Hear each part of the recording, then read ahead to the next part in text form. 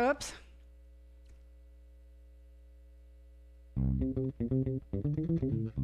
Hey there, this is Leslie Kolovich, and you're listening to the SUP Radio Show, where we talk everything stand-up paddling.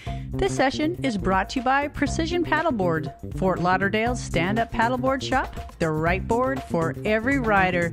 Visit precisionpaddleboards.com.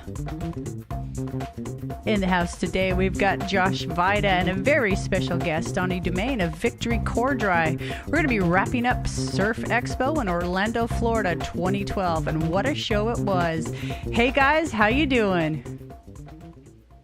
Doing great, Leslie. Thank you. Donnie, doing good. Donnie, you recovered? I'm taking a vacation right now. I know. From the Surf Expo.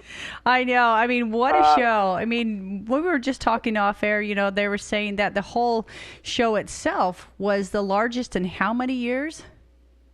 7? 7 years. Yeah. I mean, big. Yeah.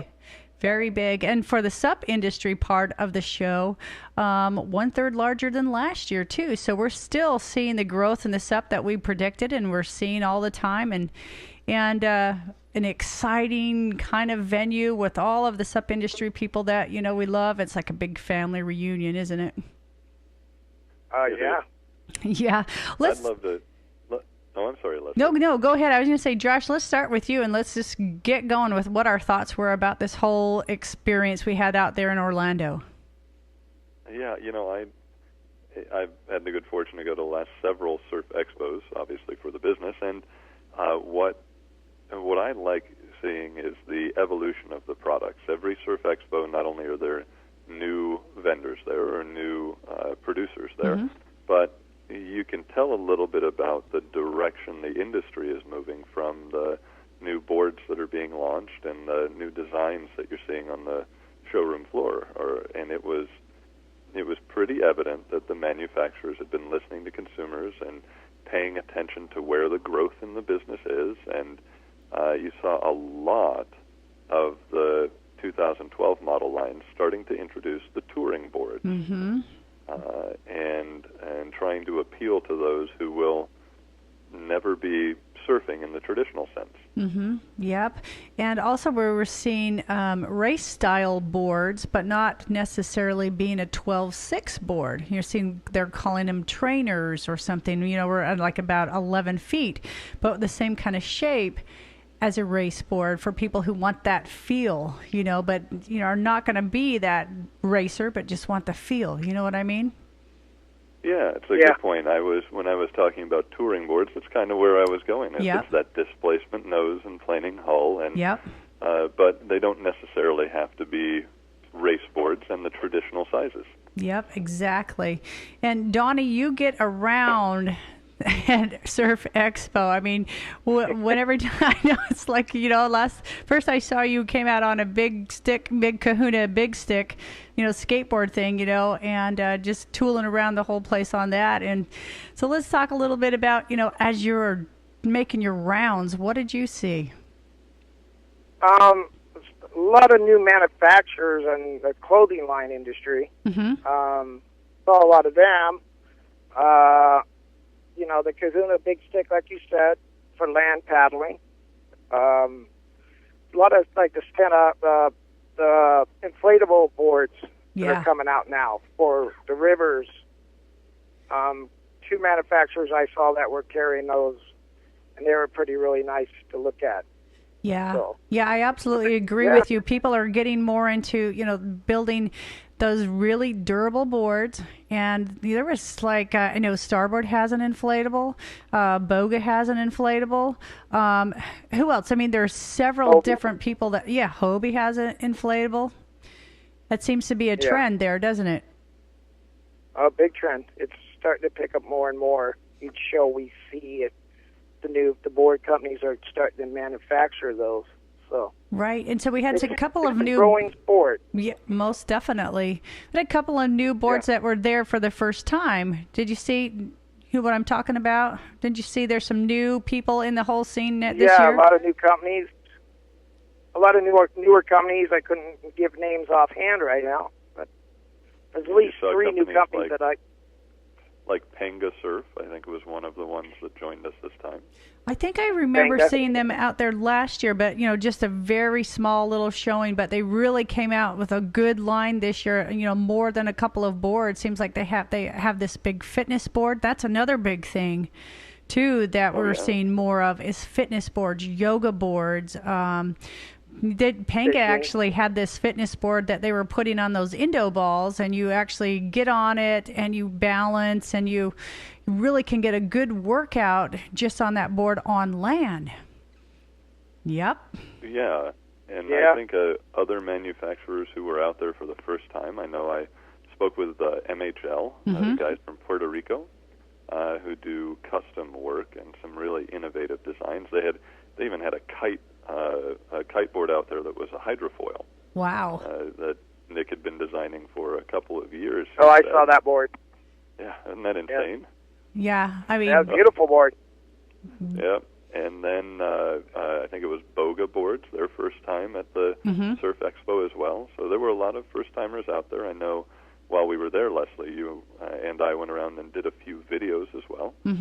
So those are on the SUP Radio Show YouTube channel.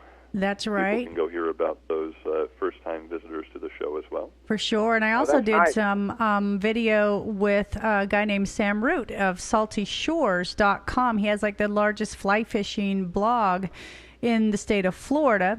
And he's really seen a crossover, or is hoping to, get the fishing world into stand-up paddle fishing. And we saw a lot of those boats, boards, out for fishing right now. And we talked about a new company that I think this was their first year out too, was Boat, B-O-T-E, boat boards for the Expo. Yeah. And they're a brand that we've been carrying in the shop here. Their fishing boards are so well thought out. And that's one of the things that I think we noticed with all of the manufacturers is they started to get into specialty boards. And that speaks to what kind of a lifestyle sport this really is. Is you have people, you mentioned yoga boards. Well, that means there are people who don't just stand up paddle, but they're using their boards for other activities, whether it's river rafting and riding and the rapids like you guys talked about earlier, or the yoga or fishing. I think you'll continue to see the manufacturers specialize certain boards for certain crossover lifestyle. Most definitely. And, like we also talk about the growth of the sport being driven by women from, 35 to 45-year-old. Is that right, Josh? Yeah, I'd actually go a little further. The 35 to 55 female is core market for us, Yep, absolutely. So we're seeing some really cool designs for boards for stability. We're seeing a little bit wider boards, in the 30 range on and up. I mean, you look at some of the boards that Starboard was carrying, they've got some really wide boards, but not necessarily so long, but just some boards that are lightweight for women to be able to handle themselves and have a great time on, first time boards and lots of levels. Oh, the really cool thing that I'm really excited to talk about too is seeing the Tahoe board. Did you check that out? They are making a board completely out of recycled water bottles, a new technology. Wow. That was pretty cool. I didn't see that one. That was Nate Bauer, the guy who was from Tahoe, and we did a video on him with Sam Root, and so he kind of explains how that all works. But it's a great green technology that I think we're going to see trends more and more happening because, everybody's wanting to go more green. And also, like with Hobie, did you see that they've got a new board line that's called Raw that they actually build right here in the United States? Well, that's great. Nice. That is. And Josh, we were talking too also that, boards being built in the United States is something that we're seeing people that they really want to see. Yeah, every weekend and every week in the shop when people are coming in, one of the first questions they ask is, where are all of these made? And the vast majority, as everybody I think is well aware of, whether you're listening to the show for the first time or the 50th time, you probably know enough about stand-up paddleboards to know the majority are manufactured in Asia. So a lot of the manufacturers have heard at customers asking for domestically made products, and you are seeing more of those start to come out. There was even a $6,500 domestically made product there. Wow. Oh.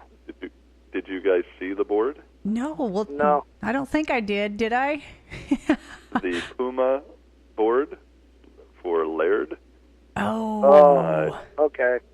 Yeah, so the Puma board was actually $6,500, a luxury liner, if I've ever seen one. Wow. So sort of the Lamborghini of the SUP world right now. Wow. Can you give us more detail about, the length of it and, what makes it $6,500?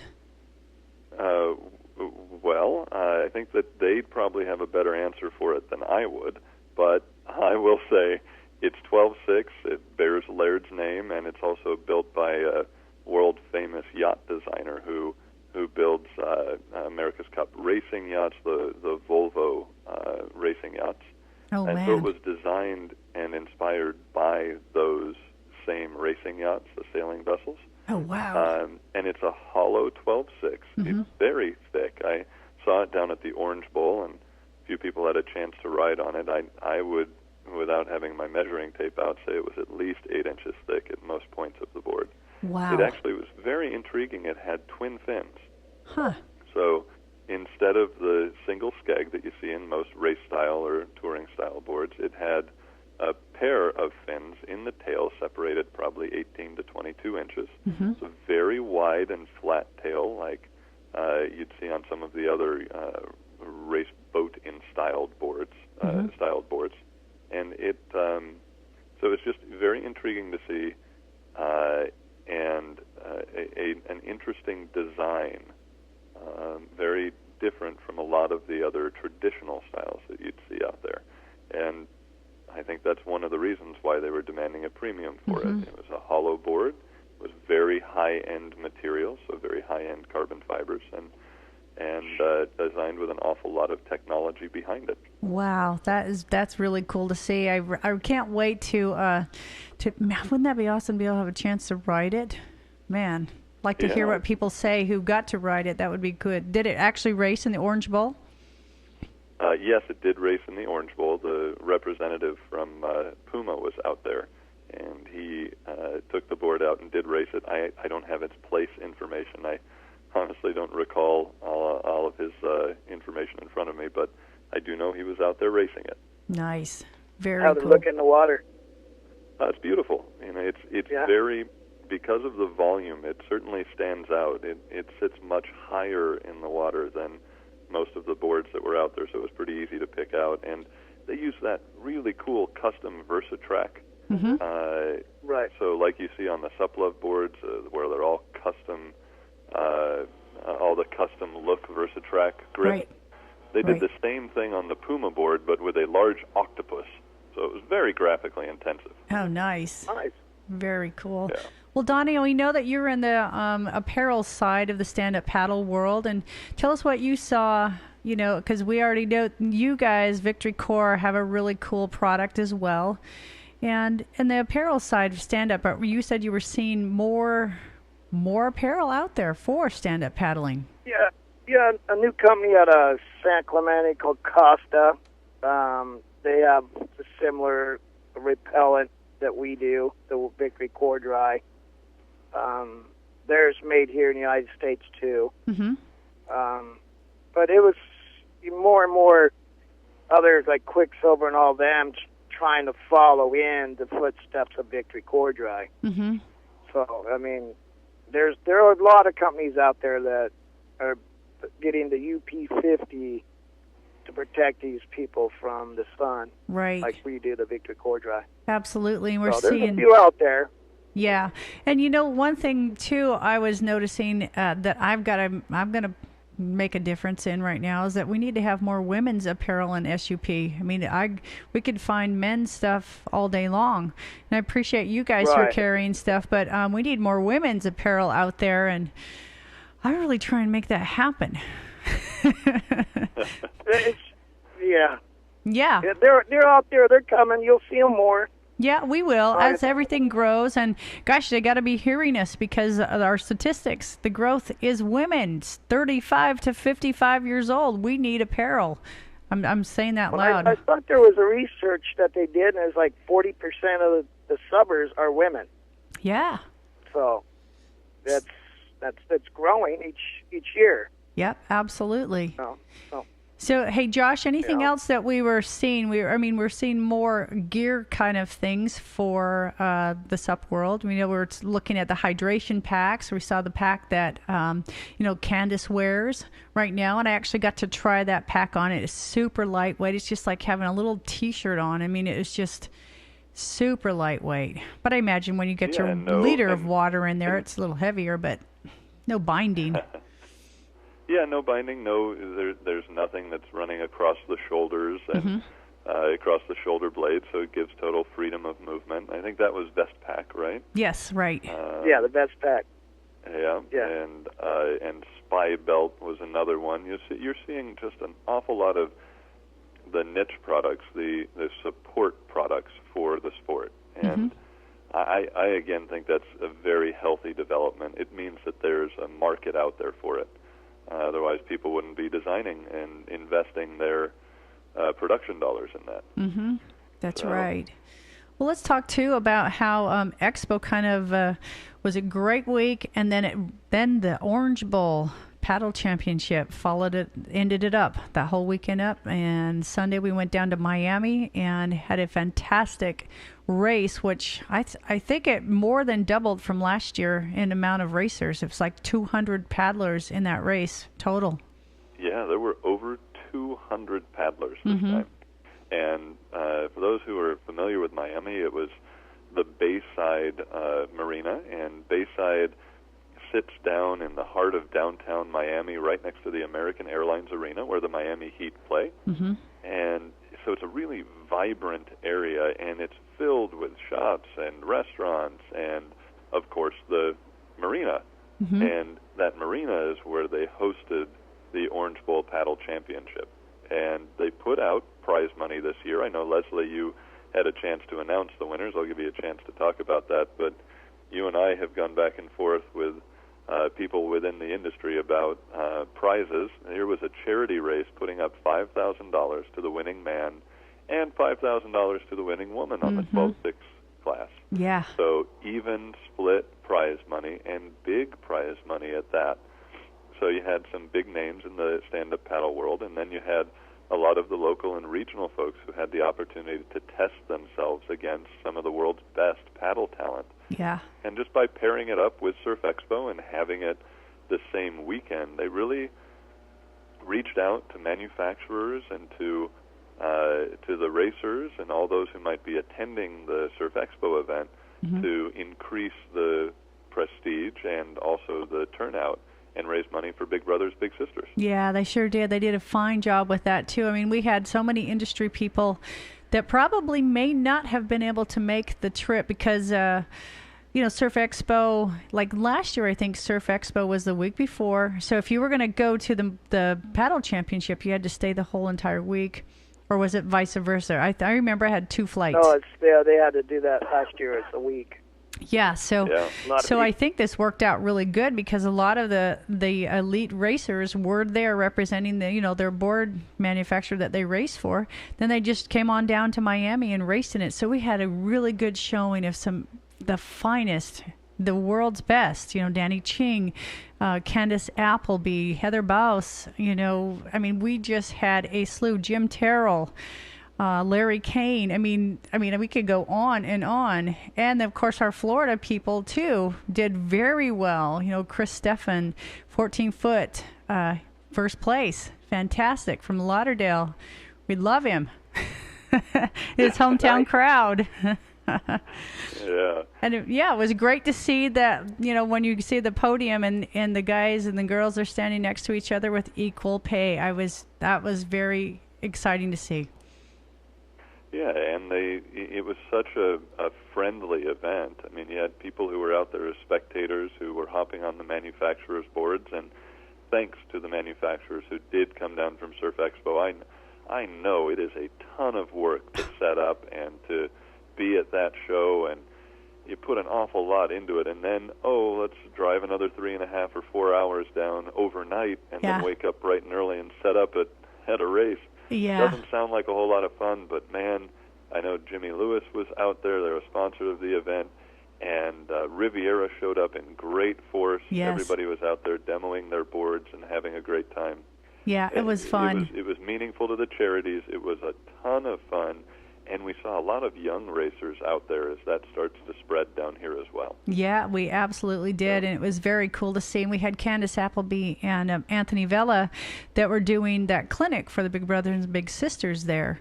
And what a great thing that they did with those kids out there. And they got all the other elite paddlers out there on the water with them. So those kids got to have had a great experience with some of the top athletes in our sport here. And, you know, like I said before, with those kids when they were going out to that clinic, you know what? We might have one of these or more than one of these kids that are in this group go on to be an Olympian in SUP in the future. So it's just that first time they get on that board, and boy, they sure got on a board with some pretty cool people.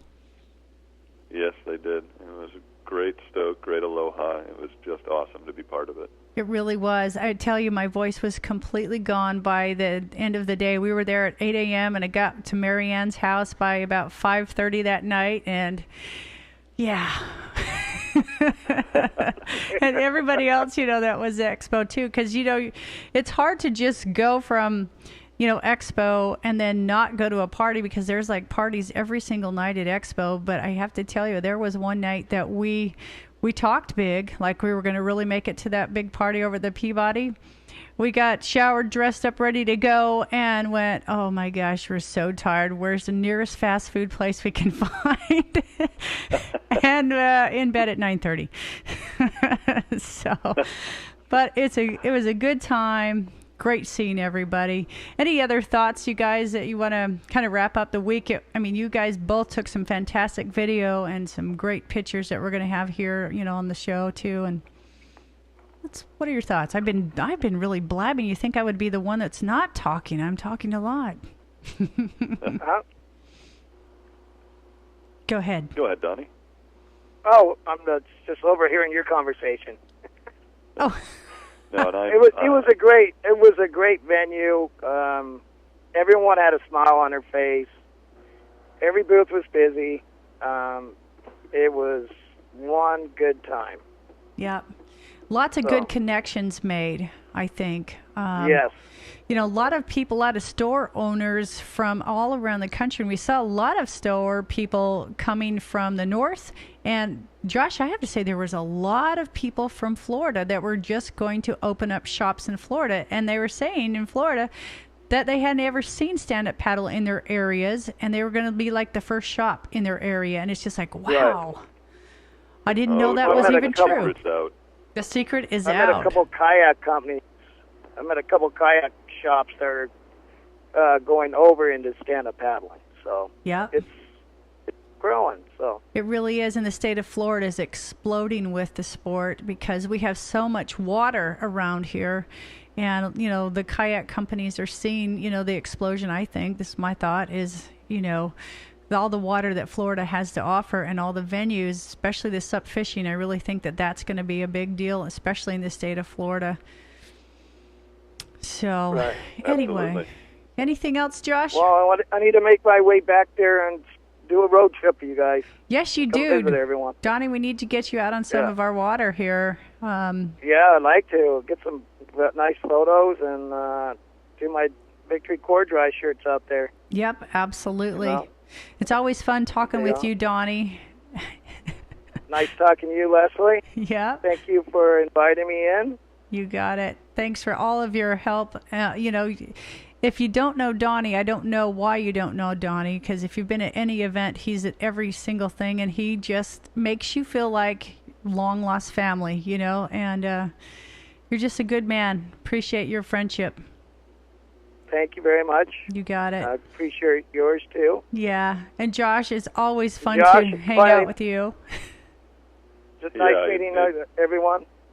Thanks, Donnie. It was a great time up at Expo, Leslie. Thanks so much, and I'll look forward to talking to you again real soon. Okay, sounds like a plan. You guys have a good evening, and get out there and paddle.